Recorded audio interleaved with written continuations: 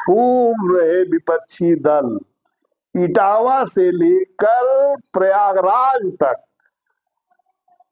इन सपा और भीम आर्मी के नेताओं ने आम कार्यकर्ताओं को मोहरा बनाकर फांस दिया और जो पुलिस के साथ तोड़फोड़ मारपीट जो भी आखिरी घटना की, उसमें योगी राज में कानून का ऐसा हंटर चला कि अब वो जेल की सलाखों के पीछे जाने वाले हैं।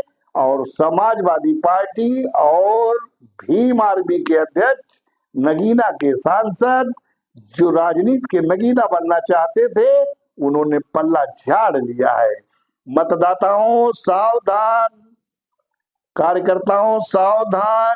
जो आप पार्टी के कार्यकर्ता और अपने को किसी पार्टी का नेता मानने की जरूरत करते हैं तो ये आपकी भूल है।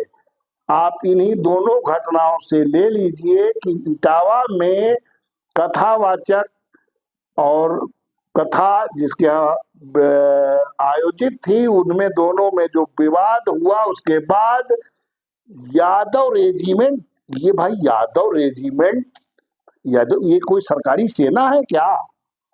भीम आर्मी, ये भीम आर्मी मतलब या क्या कोई सेना है? इसको तत्काल भारत की मोदी सरकार को इस पे तत्काल प्रभाव से अंकुश लगाकर इनके विरुद्ध कार्रवाई करनी चाहिए कि आर्मी और सेना जैसा शब्द ये कैसे प्रयोग कर सकते हैं जब कोई भी स्वयंसेवी संस्थान के अलावा, प्रतिष्ठान के अलावा, समिति के अलावा आयोग नहीं रख सकती, तो ये भीम आर्मी और ये यादव रेजिमेंट कैसे रख सकते हैं? कुल मिलाकर ये दोनों जो उसमें दोनों प्रयागराज में वहां नगीना के सांसद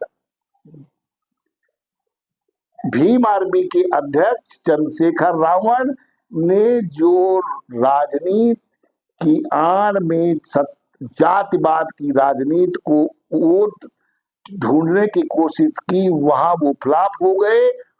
और उत्तर प्रदेश के पूर्व मुख्यमंत्री सपा के राष्ट्रीय अध्यक्ष अखिलेश यादव जी भी जो वहां राजनीति की सत्ता की फसल, मतदाता की फसल और हिंदुओं को आपस में लड़ाकर काटना चाहते थे, वो भी विफल साबित हो गए। योगी सरकार ने कानून का ऐसा हंटर चलाया कि जिन लोगों ने पुलिस या पुलिस की गाड़ियों पर पथराव किया, उन्हें नामजद कर कार्रवाई करते हुए ये कह दिया कि इसकी टोटल जो भी भरपाई है इन्हीं लोगों से की जाएगी। अब ये लोग असहाय जैसे घूम रहे हैं। अब न समाजवादी पार्टी के अध्यक्ष अखिलेश यादव जी दिख रहे हैं और न ही भीम आर्मी के अध्यक्ष चंद्रशेखर रावण जी दिख रहे हैं। अब ये जो कार्यकर्ता है, ये अपने को जो बहुत बड़े नेता समझते थे, ये अब जेल की सलाखों के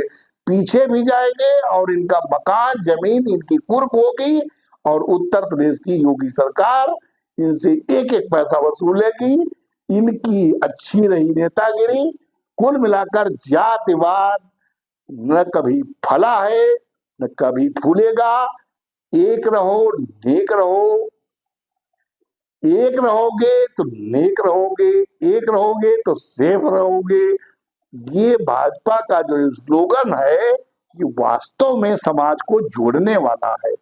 उनका ये कभी नहीं कहना, भाजपा के किसी नेता ने भले ही कहा हो, मैं नहीं कह सकता, लेकिन योगी जी और मोदी जी 140 करोड़ और 25 करोड़ की जनता की बात करते हैं, किसी धर्म जात पंथ संप्रदाय विशेष की बात करते ही नहीं।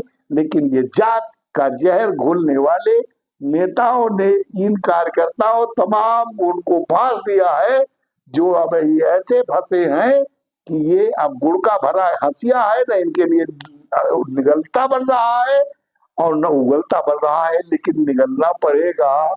अब आपको भरपाई इसकी हर्जाना भी करना, जेल जाना पड़ेगा और हर्जाना भी भरना पड़ेगा।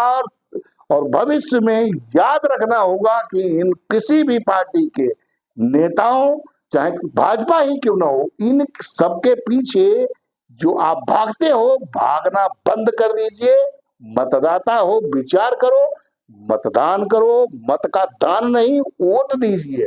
दान मैं नहीं करूंगा, क्योंकि मुझे तमाम इन्हीं से अपेक्षाएं हैं। दान करने के बाद, मतदान करने के बाद कोई अपेक्षा किसी से नहीं रह जाती, इसलिए वोट दूंगा। मतदाताओं सावधान।